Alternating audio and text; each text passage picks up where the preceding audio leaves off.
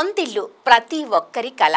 అందులోనూ హైదరాబాద్ లాంటి మహానగరంలో ఇల్లు లేదంటే కనీసం ఇంటి స్థలం కొనుక్కోవాలని ప్రతి ఒక్కరూ కోరుకుంటారు. అయితే కష్టపడి సంపాదించి పైసా కూడబెట్టిన డబ్బులతో ఇల్లు ప్లాట్ కొనే ముందు చాలా జాగ్రత్తలు తీసుకోవాలని రియల్ రంగ నిపుణులు చెబుతున్నారు. డాక్యుమెంట్స్ నుంచి మొదలు న్యాయపరమైన అంశాలన్నింటినీ పరిశీలించాలంటున్నారు.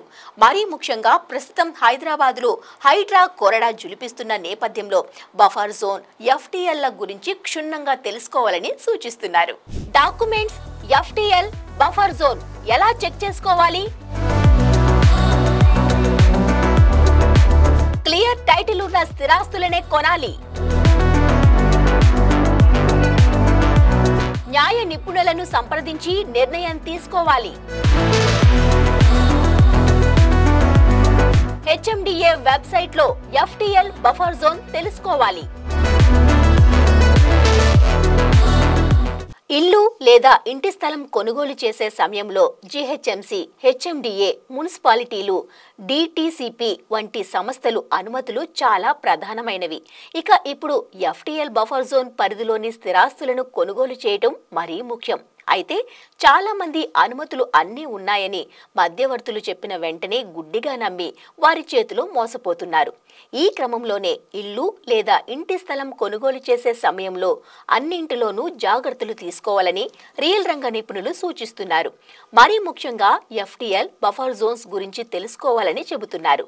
మనం కొనుగోలు చేయాలనుకుంటున్న ఇల్లు లేదా ఇంటి స్థలానికి సంబంధించిన యాజమాన్య హక్కు చాలా కీలకం.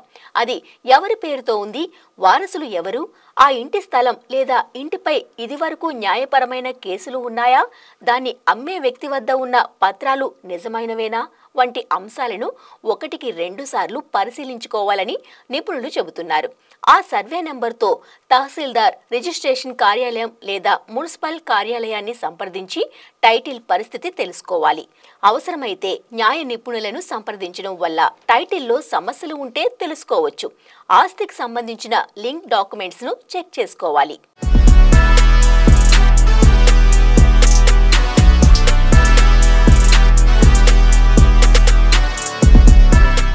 మీకు ఆస్తి అమ్మిన వ్యక్తికి స్వార్జితమా, వారసత్వంగా వచ్చిందా, వారసులు ఉన్నారా వంటి వివరాలు తెలుసుకుని వారసులు ఉంటే వారి సంతకాలు తీసుకోవాలి.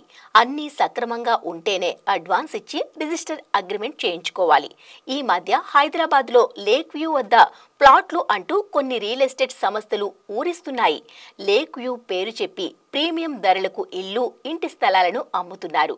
లేక్ వ్యూ ప్రాజెక్టులో స్థిరాస్తులు కొనుగోలు చేసే సమయంలో ఎఫ్టీఎల్, బఫర్ జోన్స్ కు సంబంధించి అప్రమత్తంగా ఉండాలని రియల్ రంగ నిపుణులు హెచ్చరిస్తున్నారు.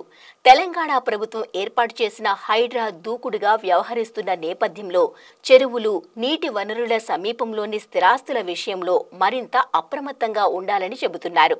ప్రస్తుతం గ్రేటర్ సిటీలో ఇరిగేషన్ శాఖ జారీ చేసిన ఎన్ఓసితో హెచ్ఎండిఏ అనుమతులు ఇచ్చిన లేఅవుట్లు, అపార్ట్మెంట్స్ విషయంలో కూడా వివాదాలు కొనసాగుతున్నాయి. ఈ నేపథ్యంలో అన్ని అనుమతులు ఉన్న న్యాయ నిపుణులను సంప్రదించి మరోసారి చెక్ చేసుకోవాలి. హెచ్ఎండిఏ పరిధిలోని స్థిరాస్తి అయితే మాస్టర్ ప్లాన్ 2030లో మీరు కొనే ఇల్లు లేదా ఇంటి స్థలం ఏ జోన్లో ఉందో చెక్ చేసుకోవాలి. రెసిడెన్షియల్ జోన్ మినహా మరే జోన్లో ఉన్నా అక్కడ స్థిరాస్తిని కొనుగోలు చేయవద్దు.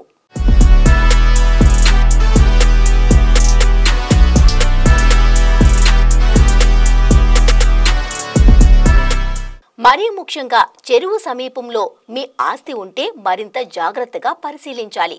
రెవెన్యూ కార్యాలయానికి వెళ్లి మీ స్థిరాస్తికి సంబంధించిన సర్వే నెంబర్ ఆధారంగా చెరువు ఎఫ్టీఎల్ లేదా బఫర్ జోన్ పరిధిలో ఉందో లేదో తెలుసుకోవాలి.